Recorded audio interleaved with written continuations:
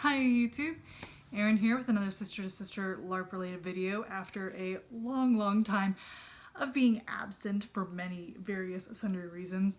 One, I got super sick over October and November, completely wiped me out for like 2 months. It was miserable.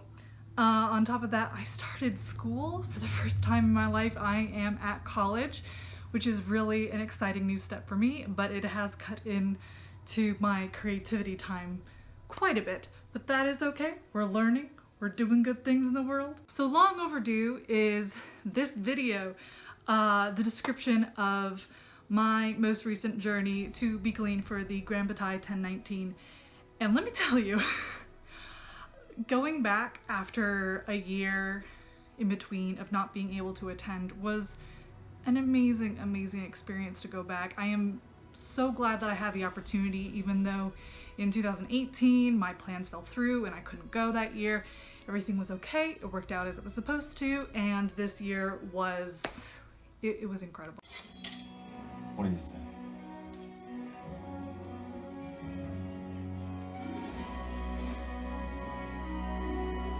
Did I just cut your hand? Yes, very badly. Sorry.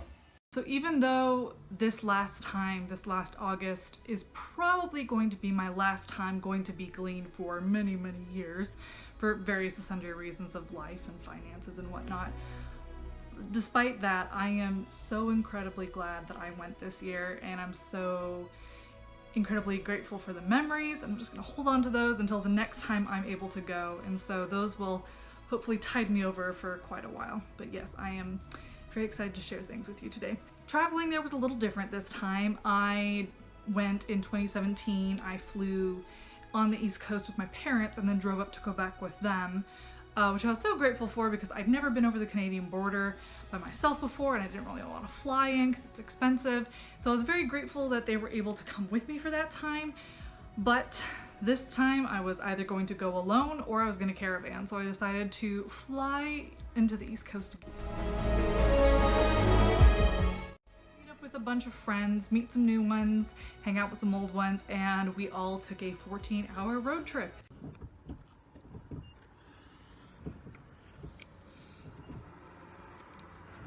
It's a wild one and let's see if he notices me. Good morning. It is Sunday, the day of Game On. It is like 6 a.m. Got maybe 2 hours of sleep. So I'm eating a Pop-Tart for breakfast because that's the only food I bought yesterday that I still have.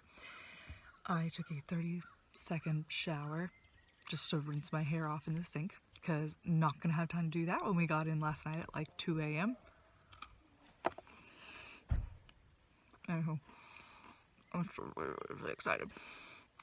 Let's do this. We stayed at an Airbnb about an hour away from the grounds, and so we got in super late and had to get up super early in order to get our car in line to enter the gates. So I was able to get a teeny tiny nap in the car, was able to hang out with people in line, was able to just sit and enjoy the beautiful morning sunshine and just, you know, work out some pre-event jitters, because my goodness, there were many.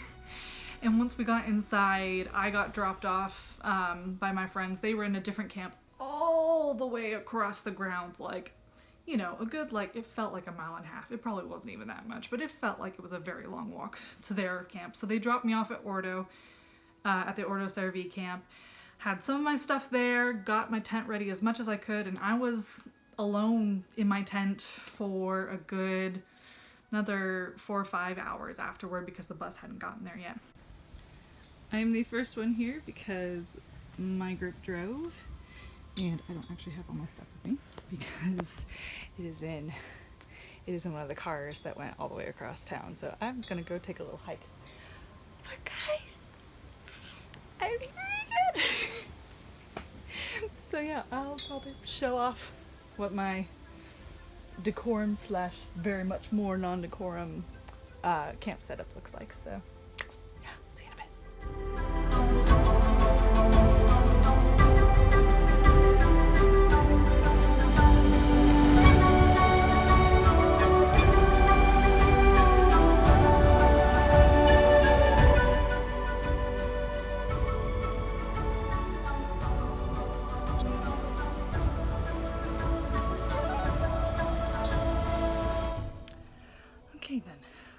unpacked as much as I can. Prosthetic is on. I am gonna go take a nap. Bye. After getting into full kit and resting for a little longer, I was living off of like 6 hours of sleep over the course of 3 days, so a heavy nap was needed.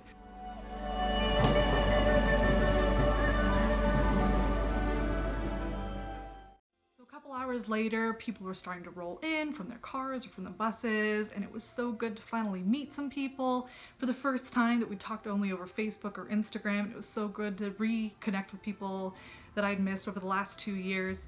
And yeah, it was that magical time, just like I talked about in the first video, where that twilight hour comes and everything is beautiful and the fires are starting to be lit. And guys, there's not a feeling like it. Just that little bit of time when all of you are still either in a mixture of normal clothes or medieval and fantasy kit, and the atmosphere is starting to shift until finally the cannons go off, there's fireworks, and all of a sudden you are your characters again. And oh, it was just so much fun to be back there and to have all those good memories come flooding back and to be with new friends and old through all of that. So everyone knows this is the best tent. The best tent. All of Ordo Cervi. Or no. Let's go get dinner now. Okay, you guys are ready.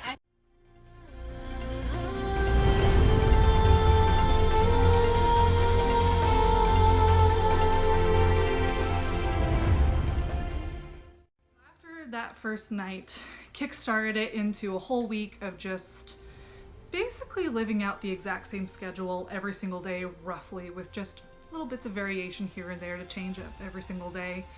Mostly, you know, walk to Old Town for breakfast.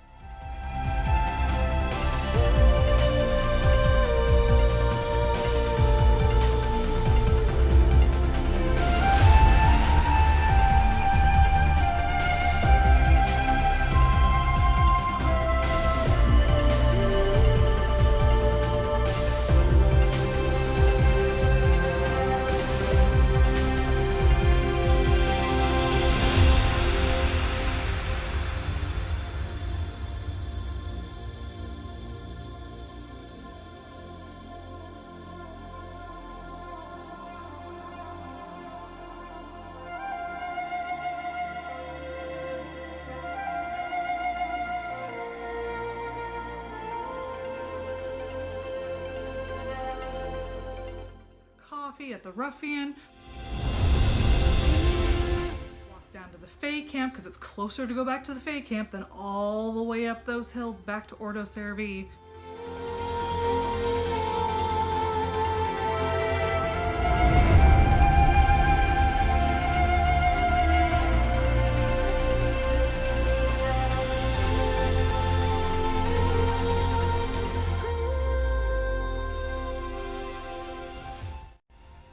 Mornings are rough. I'm not a morning person, but it's so cold in the morning, you become a morning person because otherwise you freeze to death in those tents.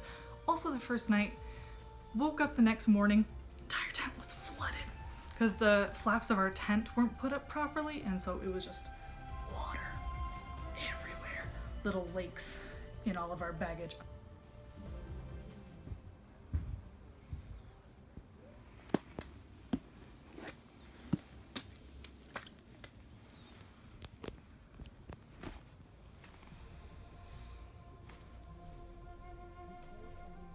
So if you make that very long walk to Old Town, you might as well stay. So almost every single day I had my breakfast either there in Old Town or walked a little ways farther to the Fae camp, had coffee, talked with people around the campfires, just met people in different camps. Something different this year was the fact that because I'd already been there once and had somewhat of a clear idea of where I was going every day and who I was going to see or what I was going to do, where people were going to be, I felt so much more comfortable to just explore. And explore I did. I was able to finally bathe in the river more than once, because last time I was really disappointed that I only did it once, like toward the end of the weekend. I think it was actually the last day. It's very, very sad. So I bathed more in the river, I went on walks with people.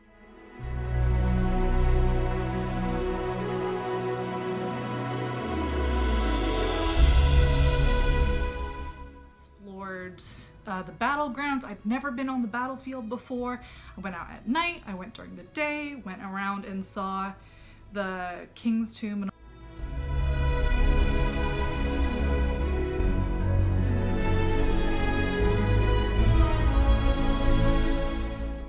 beautiful plateau where you can see the far side over the river, all the camps and things that are over there around Newtown and circling down into Lowtown, and oh, just really fun to explore.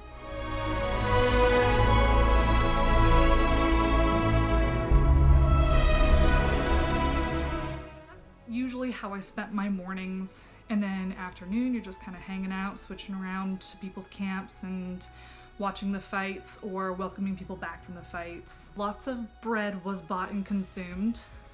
The bakery there, I cannot stress enough if you go to Bicolline how much you need to eat the bread. Everything is delicious. There's like the 3 cheese, the onion, oh, the onion poppy seed is especially good.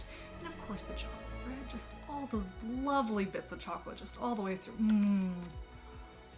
As a foodie, I enjoy Bicolline on many fronts, but their food is especially stellar and especially immersive and especially fun. So once the afternoon wears down and evening comes up, then I go back into Newtown for my dinner with Ordo Servi.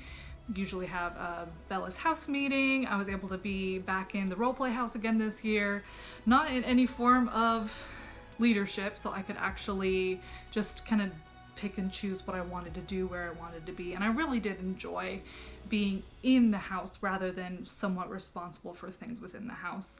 And I love my new Bella's family. It changes over so much every year, and I loved it so much going into this year. So guys, miss you all. After meetings, then we're just kind of let loose to do whatever we want to do, and some nights there were monster fights, or there were these fantasy WWE style fights down in the monster pits. Hysterical, so much fun to watch.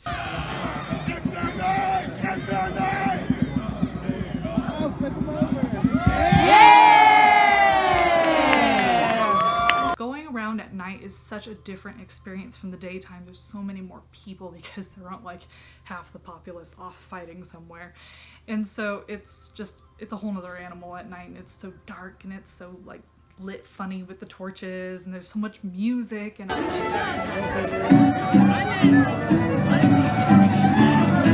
everybody talking at once. I have really bad eyesight. I'm probably losing my eyesight. Alors, people laying around like, what part can I rip off? There's fire spitters in some places, and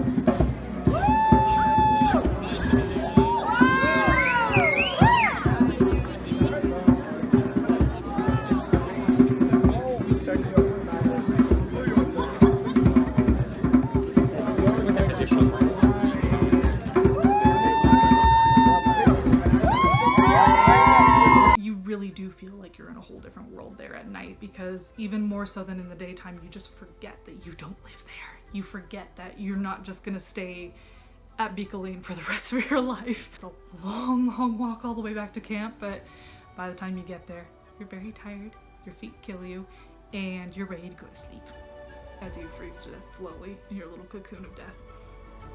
It's okay. I slept a little better this time. I was a little bit more prepared in my like 8 layers of clothing and 3 blankets and a fur that I bought later in the week. One of these days, if I ever go back, I'm actually gonna be warm when I sleep at night. I don't know how, but I'm determined. As I said in my first video, unlike a vacation where you're doing something different every single day and changing it up, it's really just the little things that distinguish each day from the next. So like on one of the earlier parts of the week, in the evening, I was part of a moon priestess ritual, which was a lot of fun. I got to dress up and do my face paint all crazy and wear a special gown that I bought that I had no idea what I was ever going to use it for. You are majestic. Majestic moon moth. I am so excited to see you dance. Do a little like can action with the wings. Your flexibility is amazing. We go. Or we're about to go do a moon We're thing. gonna go be moon babies. We have the handmaiden. Yes. And the moth. The moth. I love your wings so much. They're fun. Ready? Let's go do this. We walked as this ginormous group of all of us, all the way from Newtown, down into Lowtown, out around into Old Town, and out into the fields beyond Old Town for this ritual out in the middle of the woods. I made the vast mistake of forgetting to put on bug spray before this, and so I was eaten alive. The next day, people literally were asking me if I was okay because I had so many red dots all over me and I was kind of a little swollen and sunburned. I just started telling people that I had the plague because that's what it looked like. Really, really sad. Seriously, one bad night and it was just bugs. But it was worth it.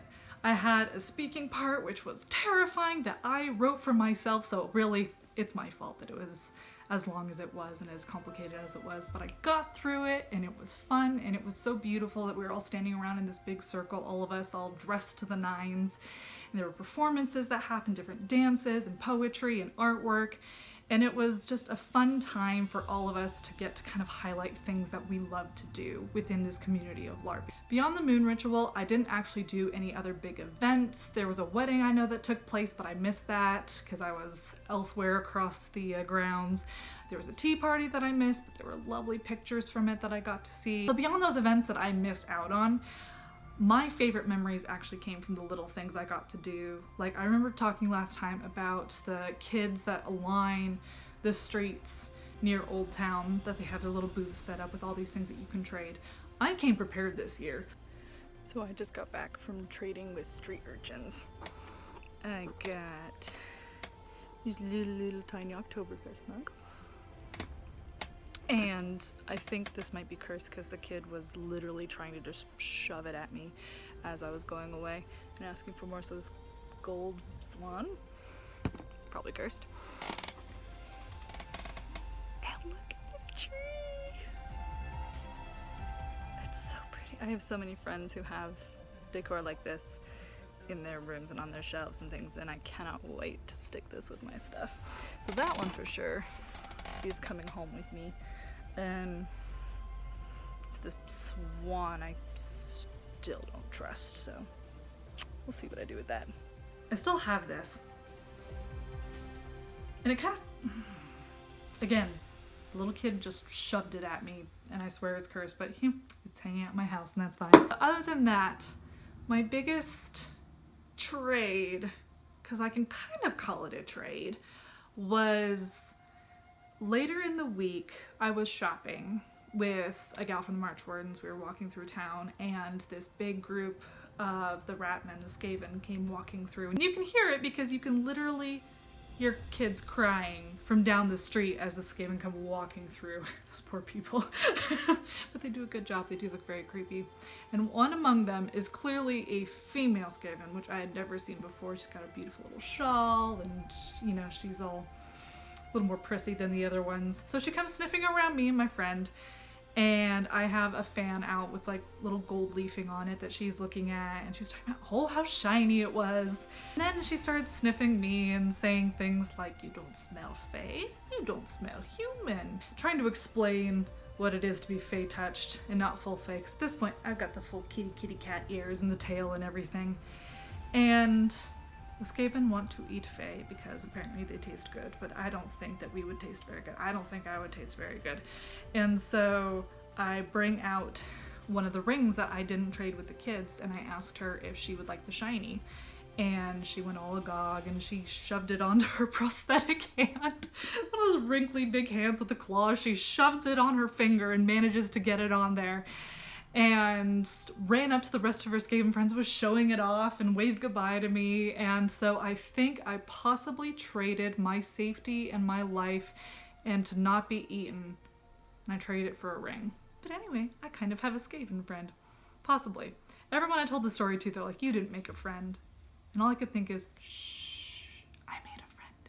It's okay, you're just jealous. And speaking of new friends, one of my favorite stories from the entire week involved one of the first nights that I went down at night to the Fae camp. At the beginning of the week, I signed up for the Assassin Games, and my name was a mark several times apparently to be assassinated. And I'd gotten a tip off that morning that that someone knew who was going to kill me. And so I was on high alert like the entire time. I was determined to not be killed because I'd never died on the battlefield, because I never went on the battlefield, so I was determined to not die in town. So I added a lot of fun roleplay to most of the week because it stretched on for that long, because I stayed alive for quite a while. That's a different story for a little while though. After I was ready to go back to my camp, one of the people that I've been talking to for quite a while that evening, a sweet, sweet orc boy named Deb Crush, my dear Deb Crush, he offered to walk me back to make sure that the person who had been identified as my possible assassin would not get me while I was walking alone at night. So he walks me back and we have an amazing conversation about orc culture and about where I came from and various and sundry just little tidbits about our lives. It's a long walk back, y'all. It's a very long walk back. So once we get back to Ordo Camp, we're standing underneath the lamppost across from Ordo Camp, and we're still talking because we're not done yet. We're having a good time, but I'm not ready to go to bed quite yet. And he takes off his gloves and hands them to me, and he's fiddling with all these big, big, beautiful wooden necklaces that are around his neck. He's fiddling with them, and I can't quite tell what he's doing. He takes all of them off and is trying to detangle them. And finally he gets this this kind of disgruntled look on his face. He goes, "Here, just take them all." And so he hands me this big wad of wooden beads and says that he goes on to explain that they are supposed to be like protective words. He gave them to me saying that he hoped that I would stay alive, basically. And as a little token of our new friendship. And so I went back to camp and I detangled them, and he let me keep this one, the smallest of them, and I love it so much, just the pretty carving and the beads and whatnot. And anyway, I wore it the rest of the week. It was just the sweetest little gift and such a fun moment of roleplay between us, and I made a new friend, and he's a good orc boy, and I miss him. So back to my little tidbit about the assassin games. There was one night where I had been grabbed earlier that day, told, "Are you Zarabeth? Someone is coming to kill you, and I know who it is." They pointed them out to me, and I avoided them all day. I didn't know what the camp they were in. I didn't know where they were from. I was trying to figure it out all day, but I was always armed. I was always ready to fight. I had people with me at all times that they wouldn't let me go unescorted. And finally that night, I think it was after the WWE games, we were walking some of the March Wardens back to their camp. It was Davin, Ophi, Ilya, and we went to the March Warden camp, and we were all standing around talking to people, and I see him coming into the March camp, and he's got his sword up, he's got the skull mask down, he's ready to go, and he sees me and he's walking toward me. And as he is, my friend Davin is over here talking to someone else, and as the guy comes walking, Davin just pulls out his pistol, levels it at the back of the guy's head, and clicks the hammer back, basically just daring him to do something. The guy stops dead in his tracks, kind of stands there a little bit, and then Ophi grabs me, we walk away, we walk back to the road. Davin tells me that he's like, hey, he takes 2 steps toward the road again and I'm gonna shoot him, and that'll be that. So we waited at the lamppost, nothing happened, walked back over to the Fae camp and hung out there until my orc friend walked me home. And just that whole moment, that very cinematic moment of that guy coming at me with the gun to combat it was a lot of fun. It was beautiful. I thought that certain gentleman was the only one who had my name as an assassin, but it turns out that he was not. So Friday, one of the last full days, I hadn't been killed yet. I was actually very proud. I was excited that I was still alive and I had evaded the bad guy, and he seemed to be kind of backing off after that. Every time I saw him, he made it pretty clear that he wasn't following me or wasn't gonna try to poison me, because poison is an in-game thing there. Vinegar. You get your drink, it tastes like vinegar, you've been poisoned. You're dead. So on that note, my friend Davin, who was very apt to kill some assassin at one point or another, that was like his goal. So I'm waiting for some friends to come get me from Ordo Camp Friday morning, afternoon-ish. I'm hanging out with a bunch of other people in the middle of Ordo camp. I hear behind me, "Hey, are you Zara Beth?" I turn around. Yes, I am. This elf holds up this dagger, goes onto my shoulder and says, "Stab, stab, stab, you're dead." Physically says the word, "Stab, stab, stab, you're dead."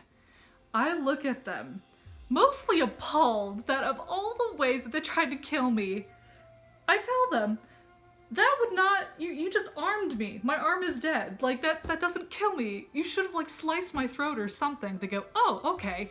Slice my throat. I'm down on the ground. I'm dead.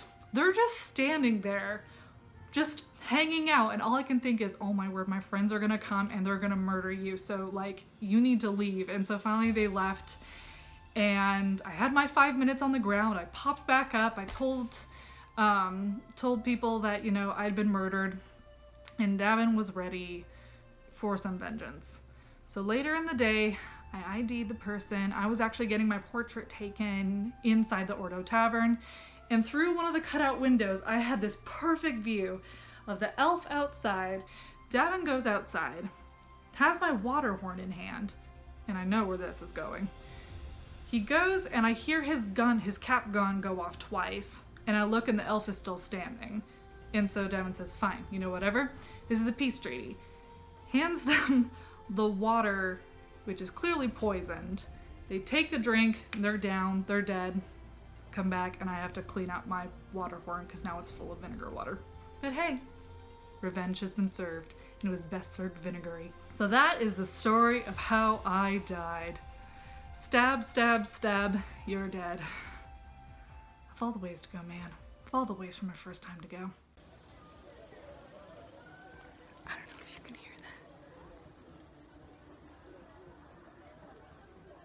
It's just magical.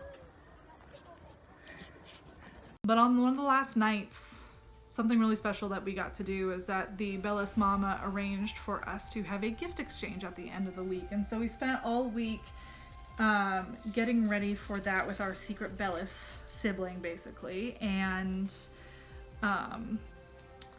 dear new friend, Kairos, he was my, he got me my gift, and he got me this beautiful belt, which I'm going to wear for a Femme Dimitri cosplay at my next con. And he got me this really pretty owl brooch, which, you know, he played like a Roman era style, and so I knew that, you know, owl's a good omen. On top of that, the Bellis Mama, she made us flower crowns, and she gave us these bags full of things like dice and coins and key rings and one of those tankard belt loops, which isn't this pretty. I'm so excited to use this at my next fair. So that was very, very sweet. Having all those sweet gifts. She was a wonderful, wonderful Bellis Mama. And she was the one who took portraits in the Ordo Tavern. So I have that picture forever that I am very, very pleased with. Last of the gifts, my dear Jingle Burb got me. Have you seen these before? These like finger like armored cuff things. I got all of them, but I just wanted to put on 3 because it's easier to put on 3 than like all 10. But aren't these amazing? And then when I was in town, I bought this potion bottle. It's actually squishy, so I can actually throw it at people or have it in my bag and know that it's not gonna die. But isn't it pretty? It's so shiny. Ah, I love it. But the biggest thing I was going to spend my money on, if or when I returned, I told myself, was I wanted more than just my little foxtails. I wanted a full pelt. And when one of my friends in the Darknot Trading Company camp told me that they accept PayPal, I knew that I was getting a pelt. So I got a bleached fox pelt. Look at my little guy. His name is Yannick. I love him dearly. He's so very soft. And he helped to keep me warm the last half of the week because my goodness, so cold. But my neck was so nice and warm. And it was just fun to wear it around town after I bought it.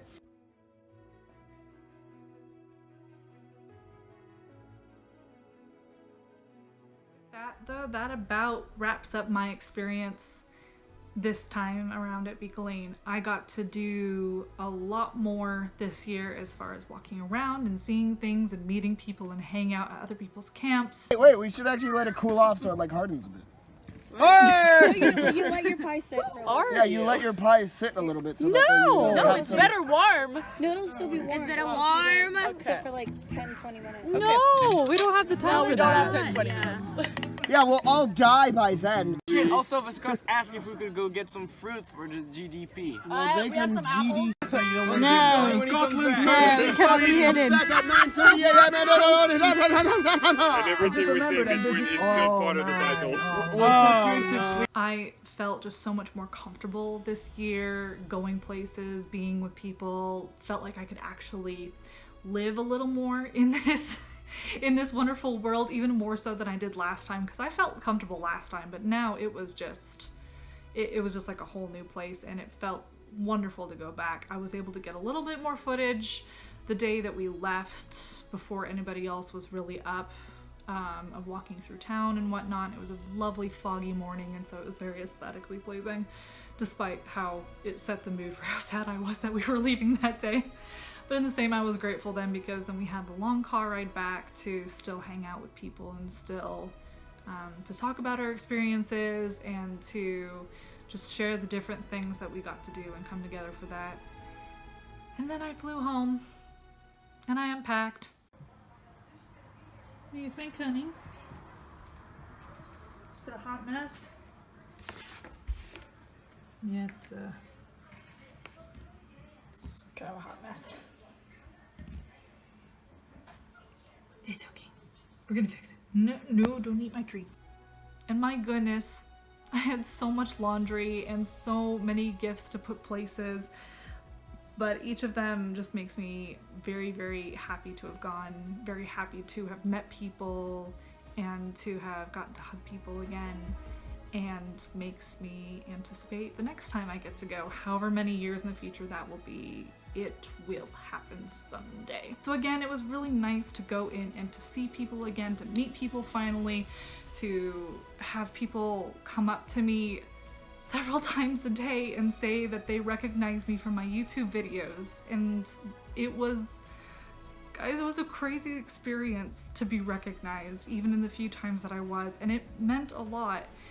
The few times that people told me that my videos preparing for my last time going to Bicolline were part of the reason that they decided to go, and to finally meet them and to be able to talk to them a little bit around events and on the street.